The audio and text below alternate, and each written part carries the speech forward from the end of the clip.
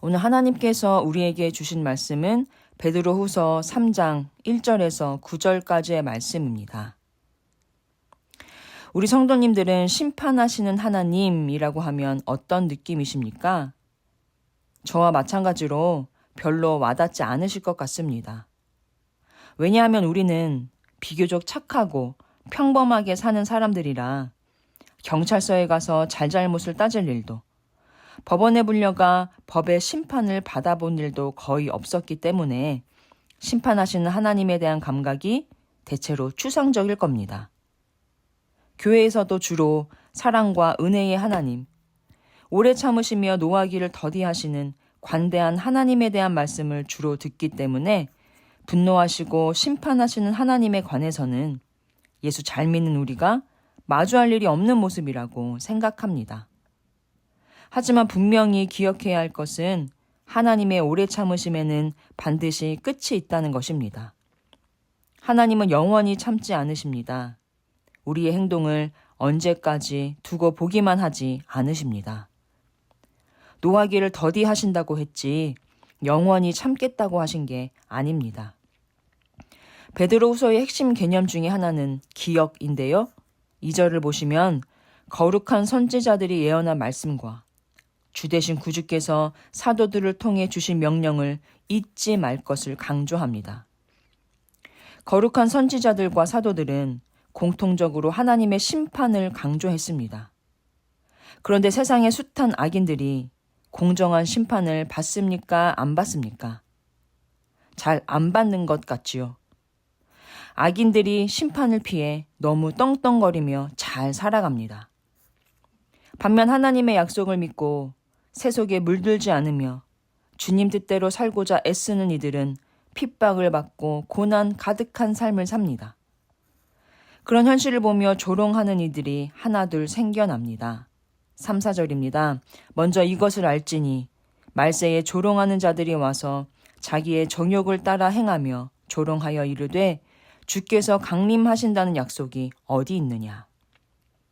하나님의 말씀을 무시하고 자기의 정욕을 따라 살지만 하나님의 심판은커녕 부와 명예를 얻고 사람들의 부러운 눈빛을 받으며 사는 이들이 말합니다. 주님이 다시 오신다는 약속을 너희는 아직도 믿고 있느냐? 그 약속을 계속 기다리기에는 너무 많은 시간이 흘렀다는 것입니다.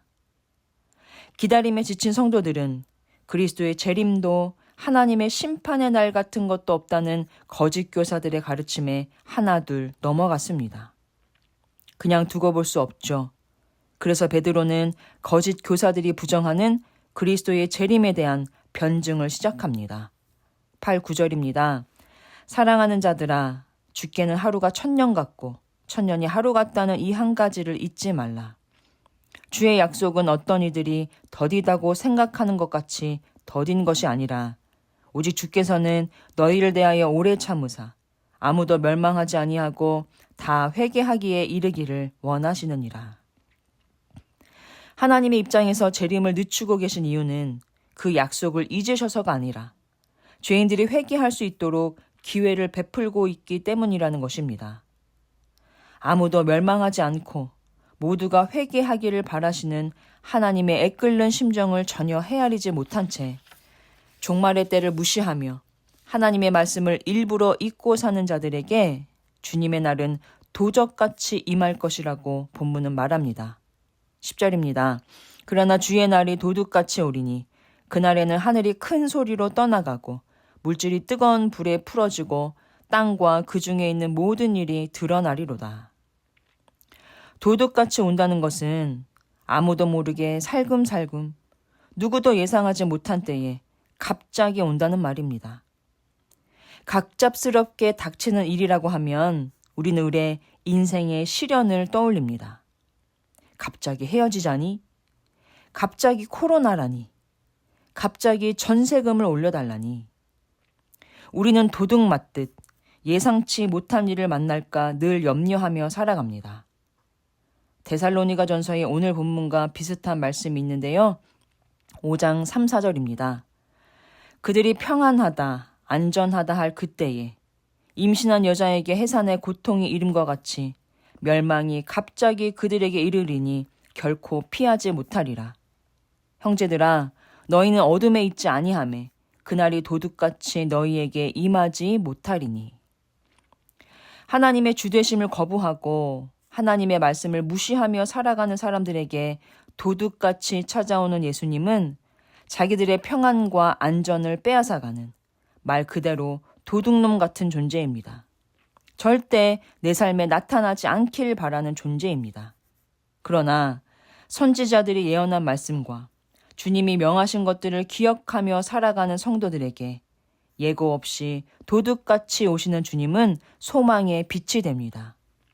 왜냐하면 언제인지는 모르나 반드시 다시 오신다는 그 주님의 약속을 기억하며 살아가는 성도들의 삶 가운데 예수님은 이미 신실하게 도둑처럼 임하고 계시기 때문입니다. 인생은 고해라고들 합니다. 파도처럼 끝없이 밀려오는 인생의 여러 문제를 이만큼 넘어 여기까지 지내온 것은 생각지도 못한 방법으로 우연처럼 보이는 세심한 손길로 우리의 일상에 개입하고 계신 도둑 같은 주님의 임재 덕분이었습니다. 성도들에게 도둑 같은 주님은 반가운 존재, 사망의 그늘에 비치는 한 줄기 소망의 빛 같은 존재입니다. 인생의 수많은 문제를 내 힘으로 잘 넘어온 것 같아도 세상 그 누구도 절대 넘어갈 수 없는 마지막 문제가 있습니다. 주님이 나를 업고 가셔야만 넘어갈 수 있는 마지막 관문은 바로 죽음의 문제입니다. 사람의 인생 전체를 도둑 맞는 날이 바로 죽음입니다. 동전 한 입 가져갈 수 없고 아무리 사랑하는 이라도 데려갈 수 없는 죽음은 내 인생의 소중한 모든 것을 도둑 맞는 순간입니다. 생명의 근원 되신 하나님을 떠난 죄인들의 결국은 인생을 통째로 마귀에게 도둑 맞는 것입니다. 그 도둑을 잡으러 예수님이 이 땅에 오셨습니다. 우리의 생명을 빼앗는 도둑을 잡아 우리에게 영생을 약속하신 사건이 바로 십자가 대속의 죽음과 부활입니다. 주님이 우리를 위해 하신 일들을 기억하며 살아가는 인생은 도둑이 빼앗아갈 수 없습니다. 이 약속을 믿고 또다시 들이닥칠 인생의 시련에도 내 인생을 완전히 빼앗아갈 도둑을 주님께서 잡으셨으니 이 어려움은 주님의 선한 계획을 이루어가는 과정이며 역전의 도구가 될 것임을 믿고 살아가는 저와 여러분 되시길 주님의 이름으로 간절히 소망합니다.